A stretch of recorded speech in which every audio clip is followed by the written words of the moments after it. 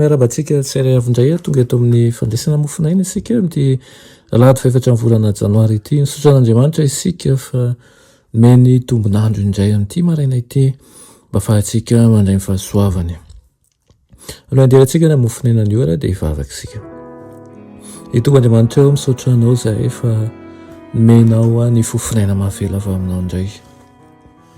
Misaotra manaiky hamangina isa-tokantrano tsirairay avy eto. Nyakofa amin'ny fahasoavanao zahay eo ary ampiseho zava-mahagaga mba hahafantaranay sy hatsapanay indrindra fa miaino fiainanay tokoa ianao.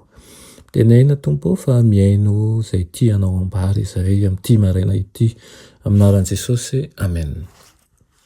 Lohateny mofinainantsika androany dia manao hoe fitiavana tsy hita fetra. Any amin'ny Jeremia 1:13 manao hoe tany lavitra no nisehon'i Jehovah tamiko ka nanao hoe fitiavana mandrakizay ny tiavako anao ko izany no nampaharetako famindrampo ho anao. Amen.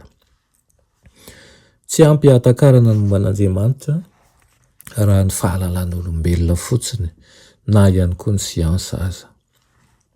Tsy nitondra porofo momba n'ilay zava-miafina lehibe ny tian'i Kristy atao fa ny anio fitiavana tsy hay faharitana. Iriny ny andrisika ny saitsika izay no alemeny fahotana mba hahatakatra fa Andriamanitra tokoa dia fitiavana. Ny irain'ilay zanaka adala no ohatra ny fidian'i Kristy hanehoanan'Andriamanitra. Io irain'ny mpianakaviana io mantsy dia maniry ny ahita sy handray indray ilay zanaka izay nandao anazy, niandry ary nitazana azy izy ary nanantena ny fiverenany.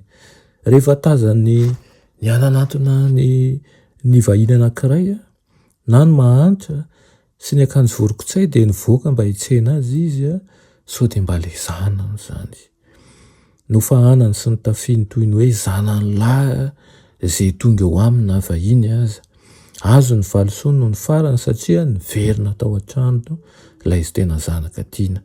Ary fiaikana feno fitalahoana ny teo am-bavany manao hoe raiko, efa nanota tamin'ny lanitra sy teo anatrehanao aho ka tsy mendrika atao hoe zanakao intsony. Fa rainy kosa nanao tamin'ny ankizy lahy manao hoe alao aingana ao izy ny akanjo tsara indrindra ka ampiakanjo hoy azy ary asio peratra ny tanany sy kapa ihany koa ny tongony. Ary eto aty ny zanak'omby mifaha, vonoy ary aoka isika hihinana izay faly. Tsy nisy ny faninina ny fitanisana ny faharatsiana vitan'ilay zanaka adala. Tsapan'ity zanaka ity fa efa voavela sy adino ny lasany ary voafafa mandraka izay. Tahaka an'izany ihany koa no ambaran'Andriamanitra amin'ny mpanota manao hoe izao efa nandevana ny fahadisoanao tahaka ny fandevana ny zavona hozy izy ary ny fahotanao tahaka ny rahona. Andrasan'ny lanitra sy riny fantatra ny hodinao ry zanaka adala izay mirenireny lavitra ny vala. Maro amin'ireo izay efa nania no azo tao amina hiverina. Ianao izay mihaino izao fandaharana izao zany tao amina mba hiverina amin'ny alalan'ny fanompoana feno fitiavana izay ataontsika zanak'Andriamanitra. Alaivo sara an-tsaina ny raintsika izay votona alahelo tsy niaro ny zanany izy fa nanolotra azy tsy misy fepetra ho azy sy ho anao.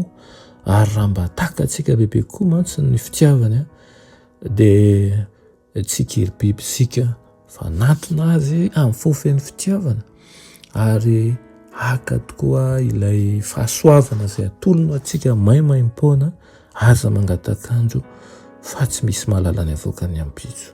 Amen. Itonga Andriamanitra eo mbola misaotra anao izay ny amin'izany fitiavana posako ao aminay izany amin'ity marain'ity. Mamelany elokay mamindrafo aminay, meo anay ny herin'ny fanainao masina fa anay mitsangana miverina aminao ka handao amin'ny fiahian'izao fiainan'izao rehetra fa anatinanao aminao ao anatin'ny fahadisoanay rehetra izay satria fantatray fa ianao irery ihany no afaka manadio anay. Amin'ny anaran'i Jesosy. Amen.